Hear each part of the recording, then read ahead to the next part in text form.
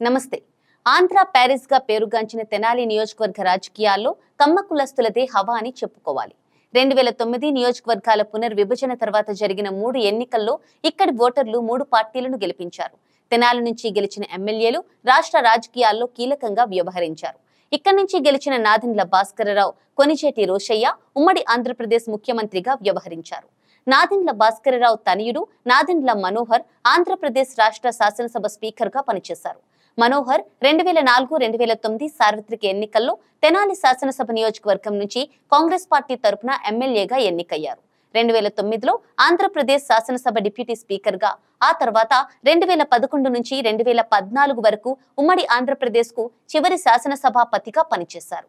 నాదెండ్ల మనోహర్ ఆంధ్రప్రదేశ్ రాష్ట్ర విభజన తర్వాత 2014లో కాంగ్రెస్ పార్టీ తరపున తెనాలి నుంచి పోటీ చేసి ఓడిపోయారు. 2018 అక్టోబర్లో జనసేన పార్టీలో చేరారు. 2019 ఎన్నికల్లో జనసేన తరపున పోటీ చేసి ఓడిపోయారు. ఈ ఎన్నికల్లో ఎన్డీఏ కూటమి అభ్యర్థిగా జనసేన పార్టీ నుంచి పోటీ చేస్తున్నారు నాదెండ్ల. వైసీపీ నుంచి ప్రస్తుతం ఎమ్మెల్యేగా ఉన్న అన్నాభత్తుని శివకుమార్ తిరిగి పోటీ చేస్తున్నారు. తండ్రి అన్నాభత్తుని సత్యనారాయణ అడుగుజాడల్లో రాజకీయాల్లోకి వచ్చి తెనాలి టీడీపీ టికెట్ ఆశించి భంగపడ్డారు. తర్వాత వైసీపీలో చేరి 2014లో జరిగిన అసెంబ్లీ ఎన్నికల్లో తెనాలి నియోజకవర్గం నుంచి ఎమ్మెల్యే అభ్యర్థిగా పోటీ చేసి టీడీపీ అభ్యర్థి ఆలపాటి రాజేంద్ర ప్రసాద్ పై ఓడిపోయారు. శివకుమార్ 2019లో తిరిగి వైసీపీ అభ్యర్థిగా గెలిచారు.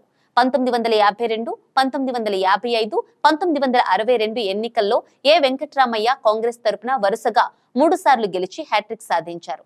1967, 1972, 1978లో దొడ్డప్పనేని ఇందిరా కూడా వరుసగా 3 సార్లు గెలిచి హ్యాట్రిక్ సాధించారు. ఆమె ఫస్ట్ టైం కాంగ్రెస్ తరపున, రెండోసారి ఇండిపెండెంట్ గా, మూడోసారి జనతా పార్టీ నుంచి గెలిచి హ్యాట్రిక్ సాధించారు. 1983, 1985 ఎన్నికల్లో ఏ సత్యనారాయణ టీడీపీ తరపున 2 సార్లు వరుసగా గెలుపొందారు. టీడీపీ ఆవిర్భావానికి ముందు వరుసగా గెలిచి హ్యాట్రిక్ సాధించిన దొడ్డప్పనేని ఇందిర 1983, 85 ఎన్నికల్లో వరుసగా 2 సార్లు ఓటమి పాలయ్యారు. 1989లో నాదెండ్ల భాస్కరరావు కాంగ్రెస్ పార్టీ అభ్యర్థిగా గెలుపొందారు. 1994లో నాదెండ్ల భాస్కరరావు తిరిగి కాంగ్రెస్ తరపున పోటీ చేసి టీడీపీ అభ్యర్థి రావి రవీంద్రనాథ్ చేతిలో ఓటమి పాలయ్యారు. నాదెండ్ల భాస్కరరావు 3 వేర్వేరు నియోజకవర్గాల నుంచి పోటీ చేసి గెలిచారు. నాదెండ్ల ఖమ్మం ఎంపీగాను ఒకసారి విజయం సాధించారు. తెనాలి నియోజకవర్గంలో తెనాలి, కొల్లిపర 2 మండలాలు ఉన్నాయి. కులాల వారీగా చూస్తే కాపు, కమ్మ, మాల, మాదిగ, ముస్లిం, యాదవులు పెద్ద సంఖ్యలో కనిపిస్తారు. రెడ్డి, వైశ్య ఓట్లు కూడా ఈ నియోజకవర్గంలో చెప్పుకోదగ్గ సంఖ్యలో ఉన్నాయి. పొత్తులో భాగంగా ఈ ఎన్నికల్లో జనసేన అభ్యర్థి నాదెండ్ల మనోహర్ పోటీ చేస్తున్నారు. టీడీపీ సీనియర్ నేత ఆలపాటి రాజా ఆయనకు ఏ మేరకు సహకరిస్తారనే దానిపై తెనాలి ఫలితం ఆధారపడి ఉంది.